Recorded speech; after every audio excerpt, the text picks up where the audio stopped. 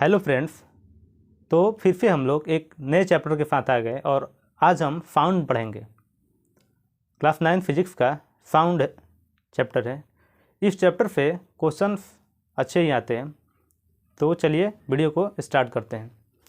सबसे पहले फाउंड ये जो है, फाउंड हम जो सुनते हैं, मेरी आवाज़ें आप तक पहुंच रही है या फिर कोई भी ऑब्जेक्ट या कोई भी बॉडी के द्वारा फाउंड किसी की पास पहुंचती है, तो हमें देखने से इतनी आसानी से लगती है कि किसी की कही हुई बातें को हम लोग आसानी से समझ पाते हैं, लेकिन एक्चुअली ये मैटर इतनी आसान नहीं है।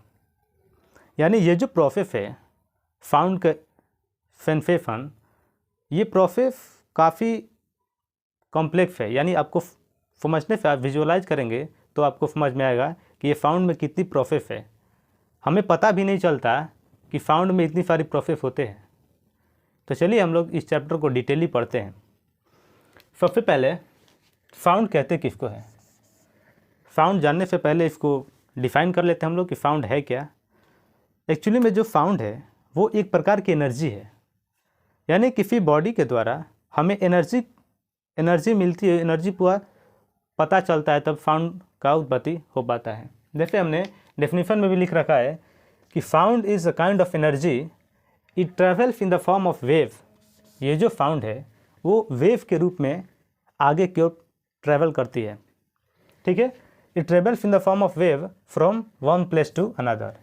यानी फाउंड आप जो सुन पाते हैं वो किसी के द्वारा कही गई बातें कहीं ना कहीं एक वेव के रूप में जाती है और वेव के रूप में जाने के बाद हमें सुनाई देती है। लेकिन हमारे डे टू डे लाइफ में ये चीज़ें समझ में नहीं आ पाती है।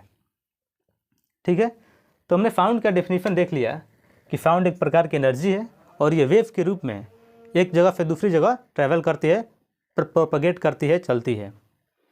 ठीक है, नेक्स्ट जो पॉइंट हमें पढ़ना है, फाउंड का हमने डेफिनेशन तो देख लिया।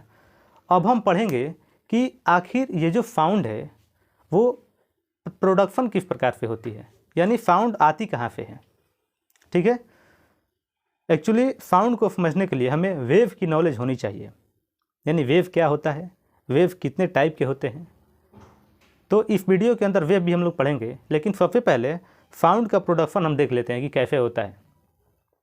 यानी जो हमारा फाउंड है, हमने आपको यहाँ पे बोर्ड पे लिख चुका है कि जो फाउंड का प्रोडक्शन होता है वो किसी न किसी वाइब्रेटिंग ऑब्जेक्ट के द्वारा होता है। यानी बिना किसी ऑब्जेक्ट के वाइब्रेट किए साउंड प्रोड्यूस हो ही नहीं पाएगा। जब भी हम लोग बोलते हैं तो हमारे गले के पास आप ऐसे करके देखिएगा, हाथ को टच कीजिएगा तो हमें वाइब्रेटिंग आवाज़ आती है, थोड़ी बहुत कंपन आती है। आप अब खुद से कर सकते हैं। तो यानी किसी भी साउंड को प्रोड्यूस होने के लिए कहीं ना कहीं ऑब्जेक्ट के द्वारा वाइब्रेट होना ज़रूरी होता है। यानी किसी ऑब्जेक्ट में वाइब्रेट होने के वजह से हमें साउंड पता चलती है। तो चलिए हम देख लेते हैं। इसका डेफिनेशन जो होगा वो साउंड इज प्रोड्यूस्ड, यानी साउंड प्रोड्यूस होता है because of the vibration of any object. यानी साउंड प्रोड्यूस होने से एक कंडीशन है कि जब कभी ऑब्जेक्ट वाइब्रेट करेगा तभी साउंड हो पाएगा। जैसे हम लोग गिटार देखे हैं, गिटार आप सब देखे होंगे। गिटार में जो स्ट्रिंग होती है वो स्ट्रिंग को ऐसे करने से उसमें जो पूरी स्ट्रिंग है उस सारे में क्या आता है, वाइब्रेशन आता है, और उस वाइब्रेशन से हमें आवाज़ निकल पाती है। ठीक है, तो आपको यहाँ तक नॉलेज हो गया होगा कि साउंड के अंदर क्या होता है, किसी ना किसी ऑब्जेक्ट के वाइब्रेट होने के वजह से साउंड का प्रोडक्शन होता है। ठीक है, तो यहाँ तक हमने देख लिया कि साउंड का प्रोडक्शन कैसे होता है। अब हम लोग बात करेंगे कि साउंड ट्रैवल कैसे करता है। सबसे पहले हमने क्या देखा, साउंड का डेफिनेशन देखा, साउंड होता क्या है। साउंड का डेफिनेशन देखने के बाद हमने ये समझा कि साउंड कैसे प्रोड्यूस होता है, यानी साउंड कैसे उत्पन्न होता है। और साउंड के प्रोड्यूस होने के बाद अब हम लोग बात करेंगे कि आखिर साउंड एक जगह से दूसरे जगह कैसे जा पाता है। ठीक है, तो चलिए अब हम लोग देखते हैं कि वेव क्या होता है। यानी वेव के बारे में हमें प्रॉपर नॉलेज होना चाहिए, तभी हमें आगे समझ में आएगा। ठीक है, तो चलिए यहाँ से हम वेव स्टार्ट करते हैं कि वेव होता क्या है, वेव कितने टाइप के होते हैं। पर्टिकुलरली कौन से फिनोमेना वेव के अंदर आता है, ठीक है, किस वेव के अंदर आता है, वही देखने जा रहे हैं। तो सबसे पहले वेव को डिफाइन करते हैं। वेव उसे कहते हैं कि जब पार्टिकल के अंदर यानी मीडियम में जितने भी पार्टिकल है उस पार्टिकल के अंदर जो डिस्टर्बेंस प्रोड्यूस होती है उसे वेव कहते हैं, ठीक है।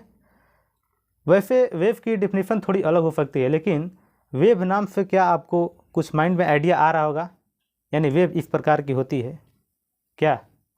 वेव को ऐसे प्रोनाउंसिएशन करने से आपको माइंड में ये बातें आ रही होगी कि वेव वो होता है जो ऐसे इवेलोप करके बनता है। आपने कई बार ऐसे भी देखा होगा कि नदी वदी में आप जब पत्थर को मारते हैं तो वहाँ पे एक वेव बनता है, ऐसे करके फैलता है धीरे धीरे। बेसिकली हम वहीं देखने जा रहे हैं, तो चलिए डेफिनेशन देख लेते हैं। कह रहा है कि wave is a form of disturbance. Wave क्या है, एक प्रकार का डिस्टर्बेंस है, ठीक है। यानी अभी जो पार्टिकल का अरेंजमेंट है उस अरेंजमेंट में जो डिस्टर्बेंस प्रोड्यूस होता है वही वेव होता है, ठीक है। तो यहाँ लिखा है कि wave is a form of disturbance which carries energy from one point two another without the actual movement of the particle. ये जो पॉइंट है ये काफ़ी इंपॉर्टेंट है, ठीक है। Without the actual movement of the particle, यानी वेव में केवल पार्टिकल का डिस्टर्बेंस होता है, लेकिन वो जो पार्टिकल है वो पार्टिकल के अंदर पार्टिकल नहीं जा पाता है, ठीक है। यानी पार्टिकल का डिस्प्लेसमेंट नहीं होता है, बल्कि अपने जगह पे ही वो थोड़ा सा हिलता है, ठीक है। मैं आपको यहाँ पे बता देता हूँ कि वेव के अंदर